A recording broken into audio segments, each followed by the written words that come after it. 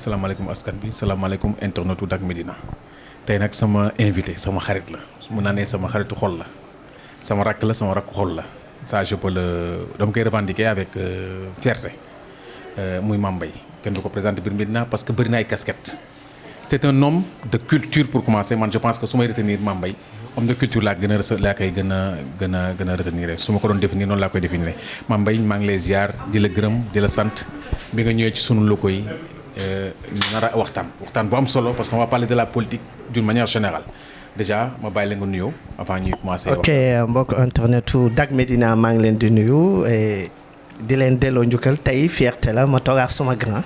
tey kay dama ñëw en tant que.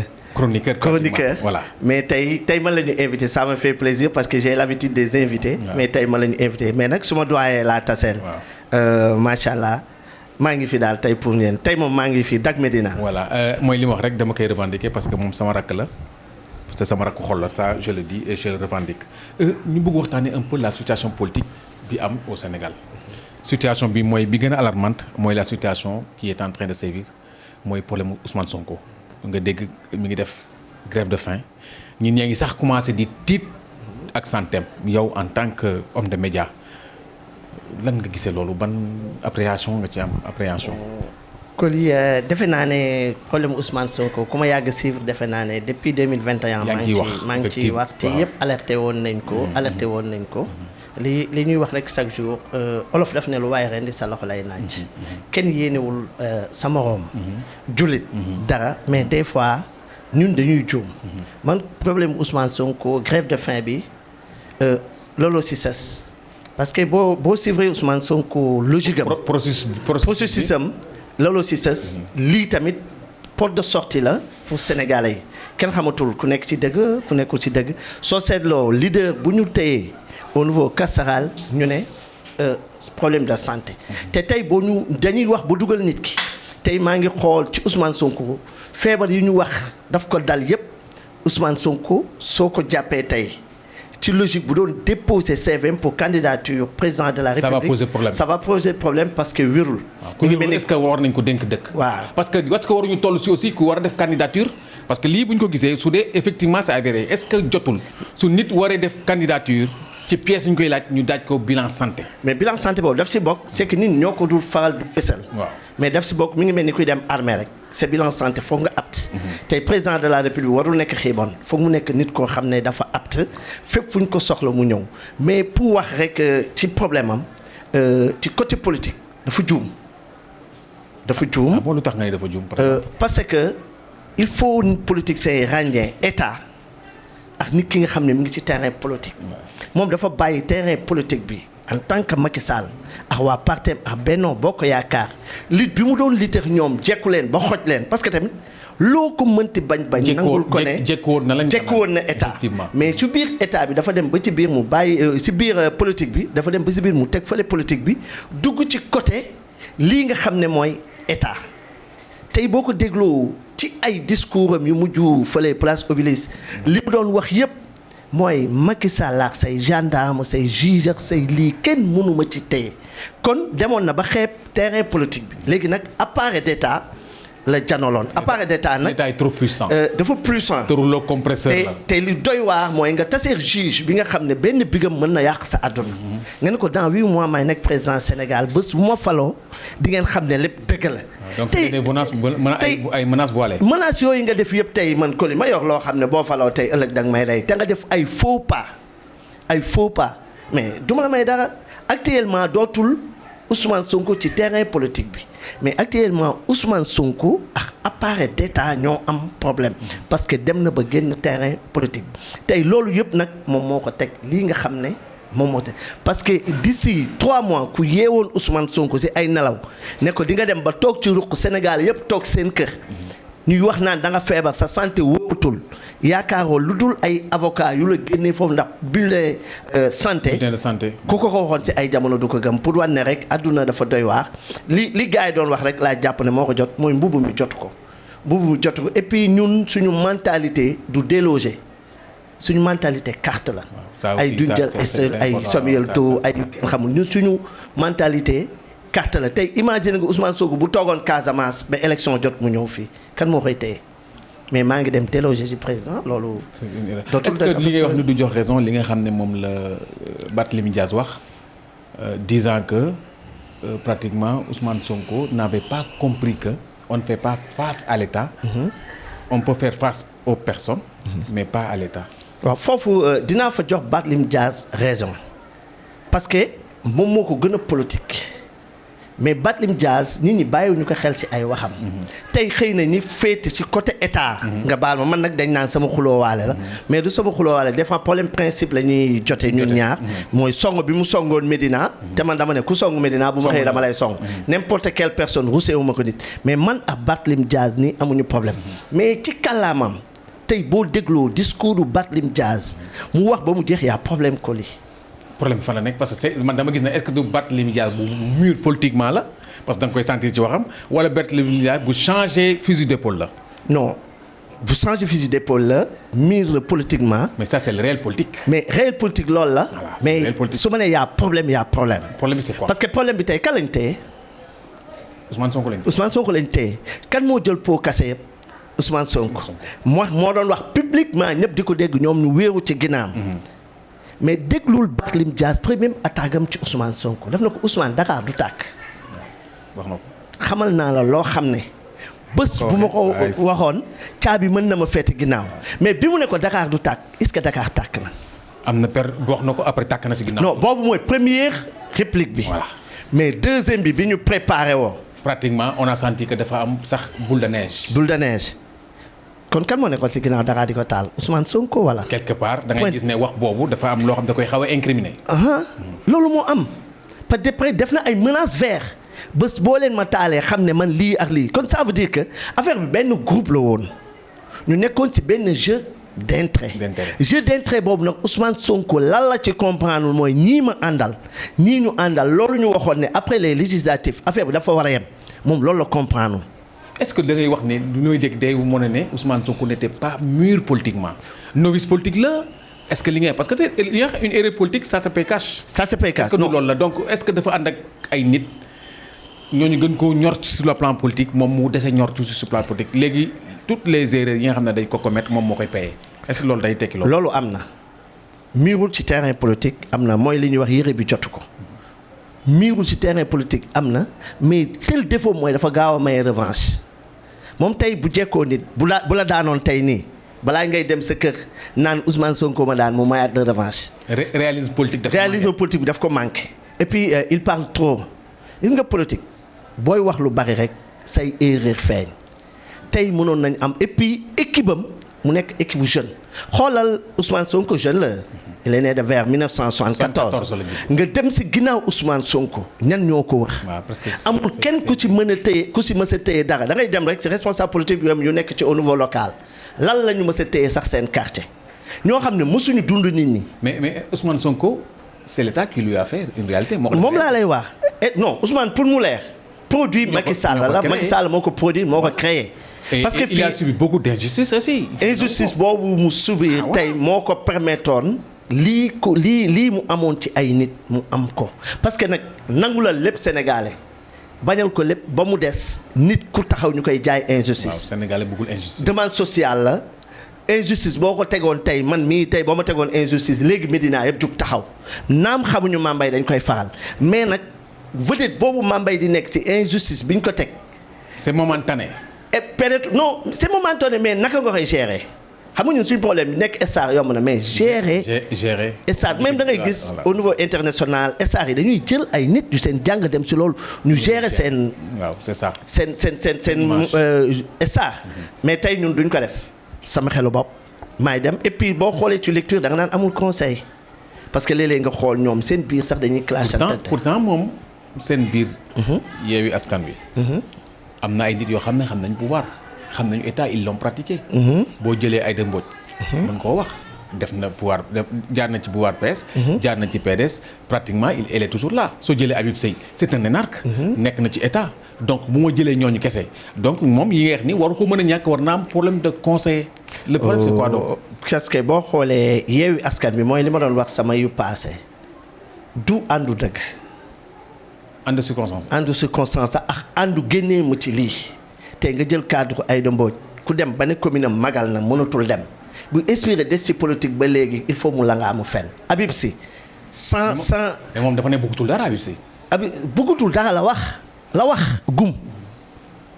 parce que tey fa mu dem langaamu mi ngi xool ne suba am na lu mu waroon am parce que lu tax da ngay xool municipal yi li mu leen may ñu am ci lu ñu génn.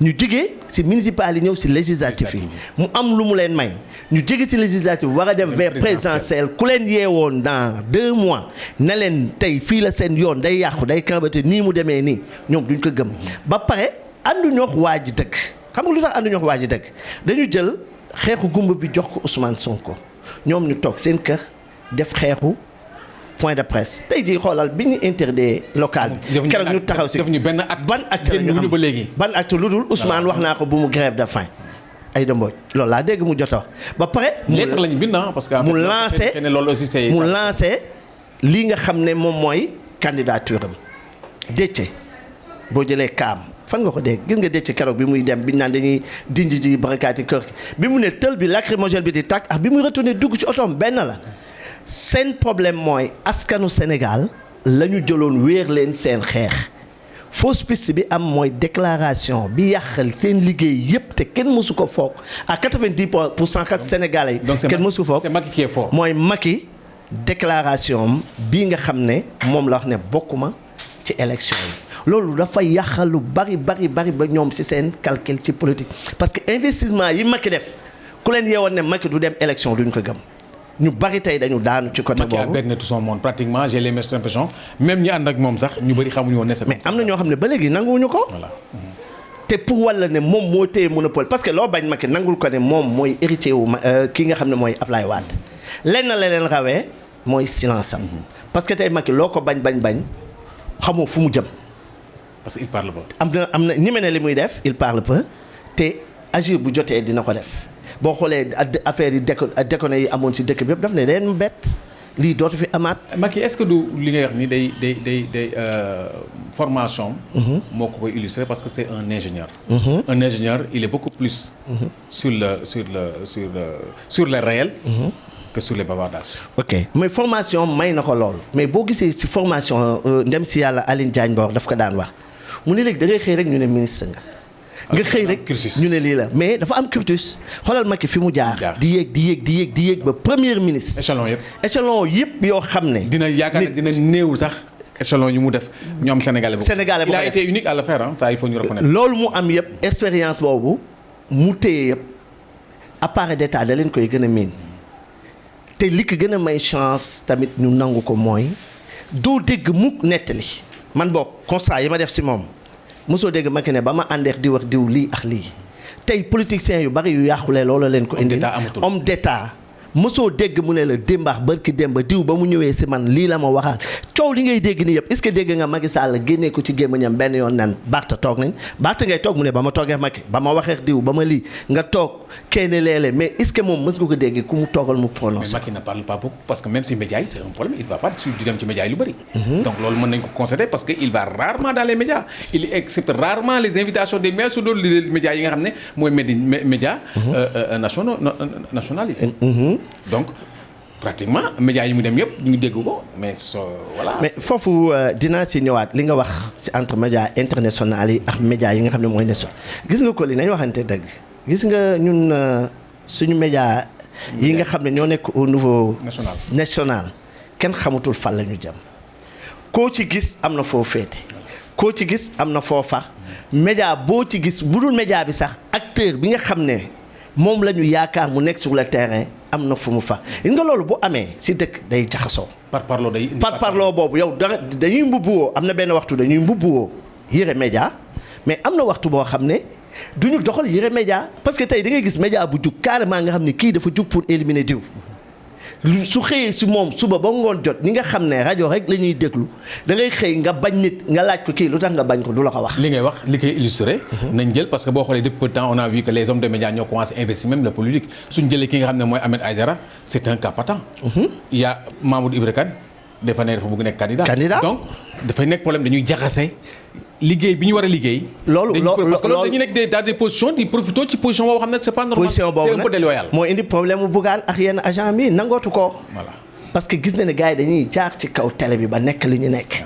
tey am na lu mu leen interdit amul tey Ahmed Aïdara ñëpp nangu nañ ne télé ko fal. waaw ak rajo pourtant xoolal li mu gënoon doon xeex géejawaay kenn du fi def Auchan géejawaay kenn du laal littéral bi doomu géejawaay mbiru géejawaay terrain bi tey bi mu toogee problème yi mu gën a am lal Auchan bi la njëkk a signé terrain bi mu doon wax chaque jour di ko réclamer ne terrain géejawaay barki dem ba xeex bu metti mi ngi xeex parce que nee na terrain boobu da koy nangu ci équipe bu géejawaay bi pour wane ne des fois toog en distance dafa neex mais boo duggee ba ci biir ba gis des réalités tey littéral boobu mu doon kaas dégg ngeen scandale bi fi amoon am na mosale neen ko am na ñoo xam ne ci terrain politique ku nekk ñam nga ci. waaw am na ñu ko sax di leen di accuser ay nit yoo xam ne. ba pare ñuy réclamer doomu géejawaay parce que dañ jàpp ne géejawaay dëkk doxandeem la mais Coly boo xoolee ba ci biir dëkk yooyu ñuy réclamer yëpp ku si sa waajur dee wala sa maam dee da ngay paas da ngay dem.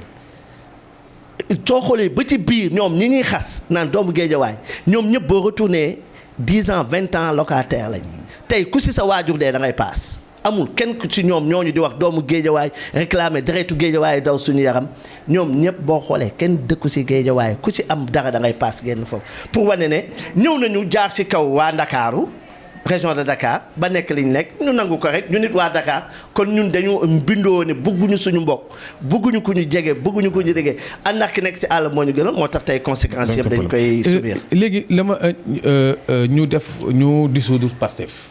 yow ban jàngat nga ci mën def. jàngat bi mooy li ma la waxoon mooy ñëwaat.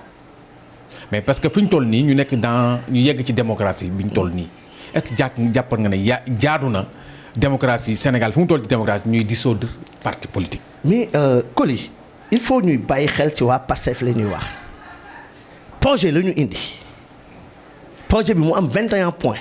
waaw mais xoolal 21 points projet yooyu yëpp lan la tege nërmeel dëkk xam nga lu nërmeel dëkk nërmeel dëkk tey bu du woon émission moo wan la président Guinée bi muy dem di julli ji tabaski li ko topp ci ay garde gis nga nërmeel dëkk moo doy waar te tey mu àndax ñoo xam ne dañu bokk ci concept boobu tey waxul carte parce que fii ñun lu ñu gëm ci philosophie mooy fii carte mooy fal mooy folli mais est-ce que dégg nga mu ne la 2024 carte waxam lan la damay dem déloger du président dama ko fay jëlee ñu def ko xoolal ni ñu def Samuel Doe est-ce que exemple la pour nopp Sénégalais yi nga ne noonu la ñu war a def président de la République du Sénégal c'est enjeu boo xam ne est-ce que moom Sénégalais la joteel wala benn ligne de parti. est-ce que sentiro parce que dafa am benn affaire bu am et c'est que ça devient une chose latente dans ce pays. muy la haine bu nekk ci arène politique. mu haine une haine viscérale.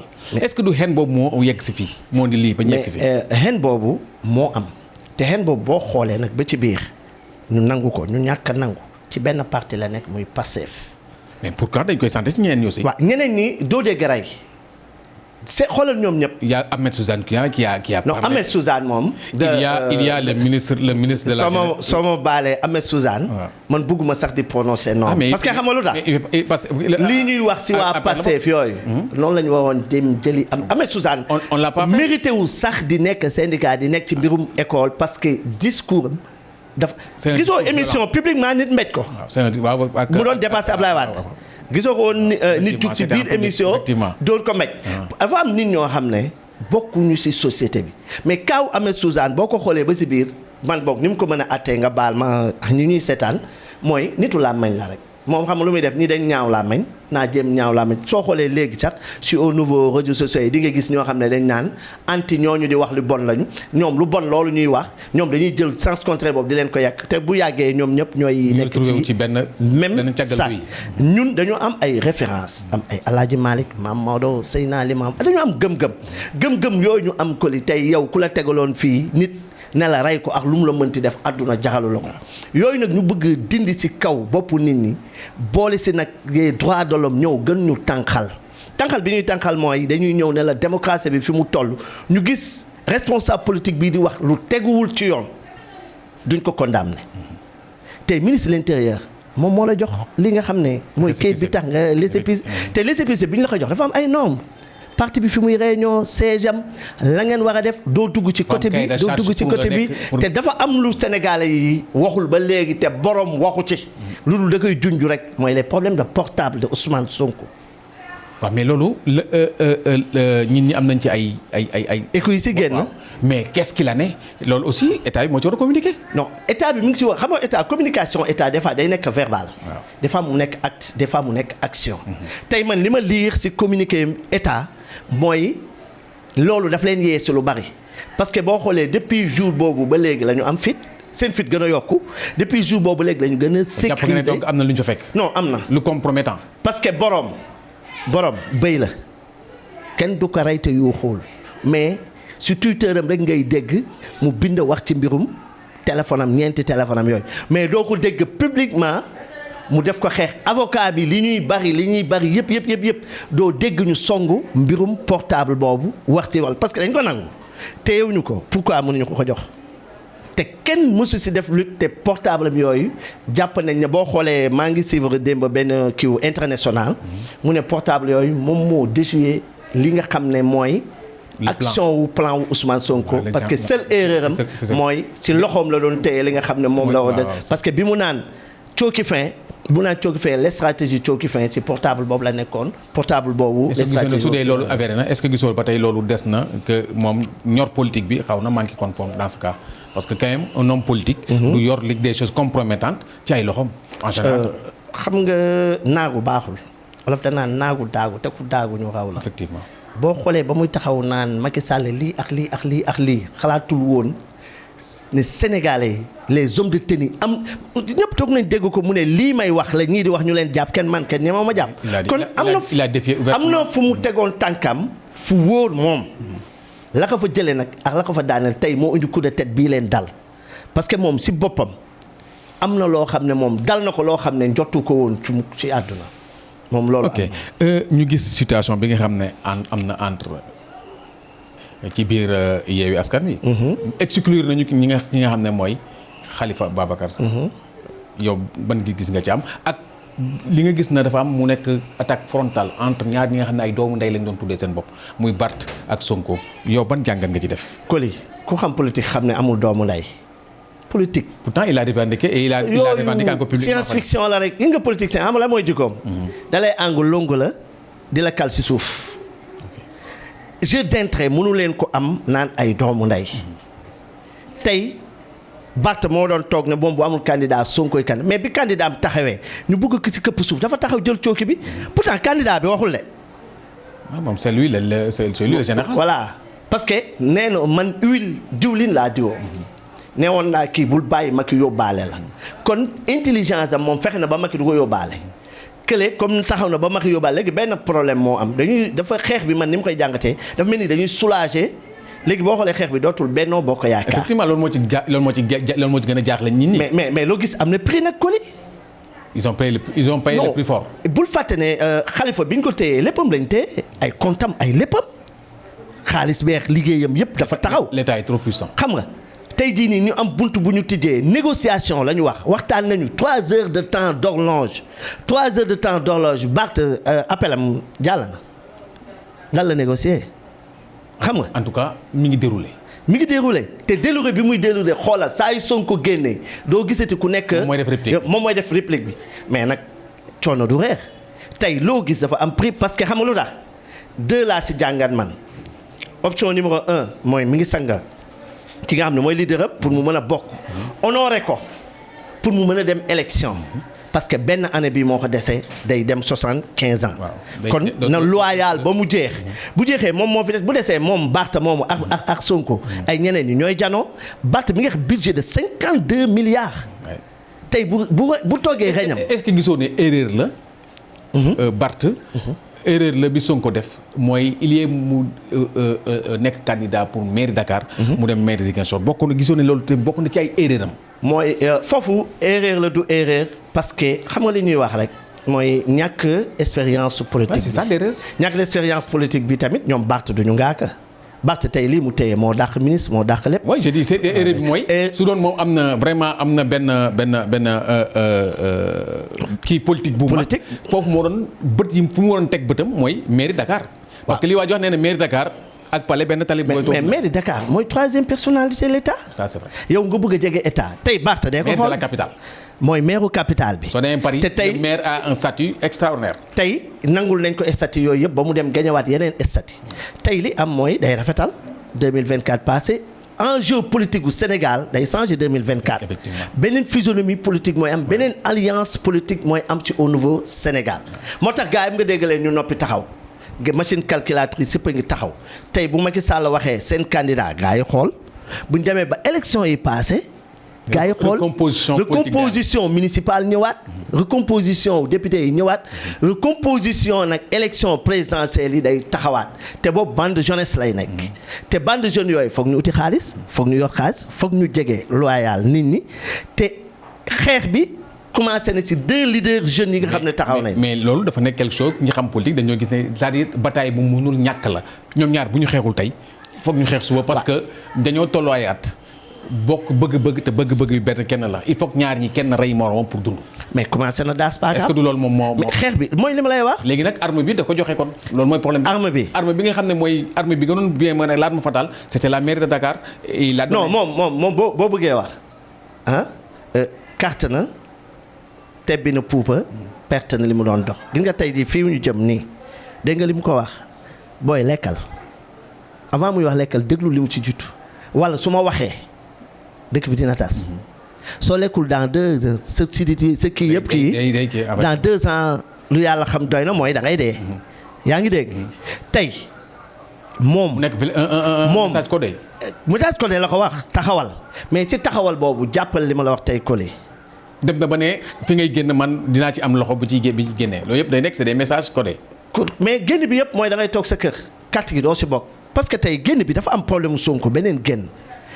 buñ man mën nga nangu ne àndox Sonko mais yow est-ce que yaa ngi imaginer Sonko génn campagne électorale jot mu àndax benn nit di ko gunge sur le terrain moo tax génn bi wóorugul si feebar lañ ko bëgg a teg dëgg si feebar boobu lu si apparaît mën pour téye waa dina ko téye parce que législatif yi daf leen yee bokkul dem na jiite campagne bi am nañ dara tey mën na bañ a bokk mu jiite suba indi benn nit am dara te loolu gars yi duñ ko sous-estimer erreur bi leen dal ci législatif yi du leen dal ci fii tey lépp lu ñu mën a calcul politicien la non day am calcul politique la parce que politicien pas politique mais politicien quand même politique xam nga politique seen kenn mënu leen génne même diine sax dafa am politique gars yi gis nga ni ñuy tegee seen ay schéma pour taalibe yi di gën a yokk affaire yooyu jàppal bàyyi politique noonu la demee xam politique lan la da nga ciy nekk ndaanaan wala nga am ay formation ndaanaan nga jàll tey Barth mi ngi ko koy wax am na fu mu jaar mais Barth 2005 la dugg Sénégal mais avant 2005 am na ñeneen ak ñeneen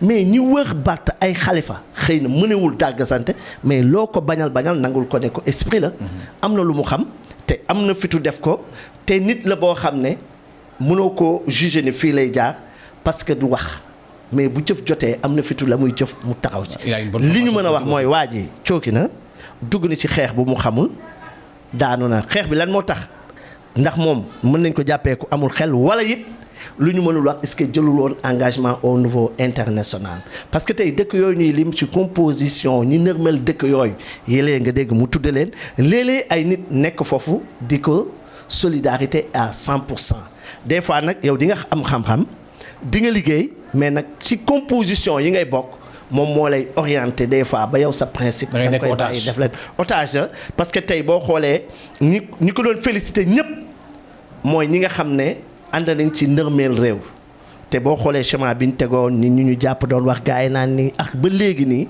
nga xam ne yëf yi du woon neen rek neexul dégg nag boo ko waxee ñu ne la terrain politique la mais nag li ñuy wax. Kounda bin rey sa maam boo gisee lu ñuul da ngay daw te foofu la réew mi toll woon daal. ok ñu dem ci dernière partie bi. mooy est-ce que li dal Macky Sall actuellement mooy il s'est trompé il s'est pris sur son propre jeu. Il peine à avoir un candidat. wala il peine à sortir un candidat. parce que su teeloon wax teel a wuti candidat mais dafa gàdde affaire ba mu sës xëy na sax ñi dañuy wax ne dafa dem ba wóor na que mënatul. y a des pressions et cetera mu jël mënatul nekk yi mais. situation bu nekk mu nekk situation bu doy waar. doy waar waaw il peine à avoir un candidat. bu doy waar si ñun gis nga Coly ki nettoyé derrière am ba pare. amul dara lu muy perte. lenn moo am ñi fi des ñu am seen candidat ñu ànd ñu tas les réalités sont là. mais dañuy wax ne nguur kenn du ko sànni. moom laa lay wax. da koy teg ci ay loxo. kenn du ko sànni mais jàppal ne nguur yi ba léegi calcul bi jeexagul. si kaw Macky Sall jël benn candidat parce que tam problème bi ñoom ñëpp xëccu nañ dara gis nga ñi fi toog du yuuxu ñëpp mën nañ la jox ku nekk sa dëkk ñaata nga fa gañ. ki perte Médina rek moo ëppale seen région yooyu ay 2000 voix ay 3000 voix.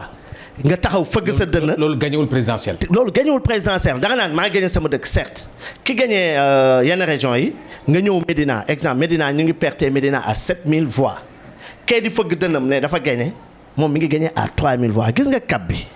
présidentiel est-ce que 2000 voix yooyu mën na ko fa yóbbu. c'est une partie infime. beneen bi mooy kenn du si ñoom Macky Sall la gis nga Macky Sall tey. ku mu mënti jël bu gars yi toogee mu campagnal ko mën na am dara te gis nga composition bu bees bi ñaar moo am nga gagné nekk président gañewuloo nga jël say voix ki nga xam ne mooy xëccoo li nga jàppale ko bokkaat ci séddoo bi ñaar moom nga nekk président de la république mënoo ko nekk ki gagné nekk président de la république da ngeen di séddoo nguur gi parce que yor nga lu ko fal pour deuxième tour mu nekk président de la république parce que si terrain politique bi ñii fi xëccoo gum yëpp amul kenn ku ci am plus de 20%. pour yow ban schéma la Macky Sall yaakaar war na ko teg mu nekk un schéma boo xam ne mën na leen ci génne ñoom. non schéma bi mooy gis nga nit boo ànd ak moom loyal ba mu jeexal foofu la gore mën a taxaw gis nga gore du bi ngay àndax nit ki nga ne damay àndax nit ki bi muy am. dama gore ba mu jeex. gore mooy bi nit ki demee ba pouvoir am jeex ba nga xam ne bu waxetee waxam dootu sant waaw nga ne foofu dama gore ba foofu gorewloo woon kon da nga doon yeeru te kuy yoot ak kuy yeeru mënoo leen xam xam nga li am dëgg la am nañ 3 candidats yooyu ñoom ñu ngi siy topp di wax mais tey bu fekkee loyal nañu ku mu si joxoñ rek ñoom war nañ ko mën a topp lu tax pour seen intérêt demain candidat yooyu yëpp ku si beru demal sa bopp mënoo gagné réew. mais am na ñu commencé génne ñoom seen candidature duñ ko kii ku may ne Aly Ngouille Ndiaye il s'est sorti itam sorti mu mujj def dimanche bi. Aly Ngouille Ndiaye dëkk moom il teste candidat mais nañ ko nangul mu dem parce que dëkkam 2000 voix la gagné mairie bi 2000 voix lañ gagné sur les élections. ministre de l'intérieur. waaw. nekk na ko Macky il a été ministre de l'intérieur. mais li mu yor yëpp 2000 voix la gagné élection yu mujj yi avec difficulté tey dëkk boo gagné 2000 voix nga ne da ngay laaj Sénégal est-ce que waroo jël miroir xoolaat sa bopp. donc da nga ne ki perte candidat dëkk laa la wax de. pantoche la. xam nga dëkk boobu tey 2000 voix yooyu. benn Mour Diop bu école Médine moo ko ëppalee lu mu am si voix parce que am na plus de 3000 voix.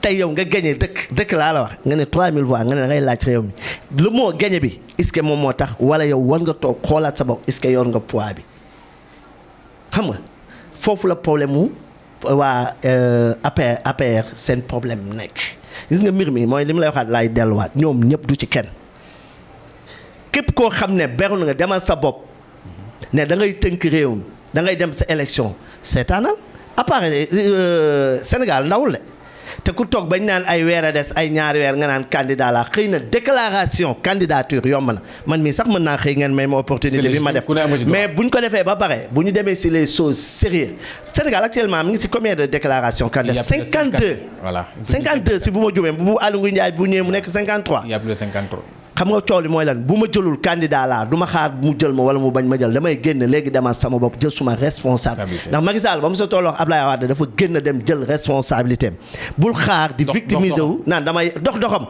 man tey bu mu koy conseillé loolu laa koy wax bu mu xaar atte bi kon ñu jël ma ñàkk ma jël damay dem du ma xaar ñu jël ma naa dem léegi dem sama yoon bopp. ok yow observateur politique nga pour yow futur président Sénégal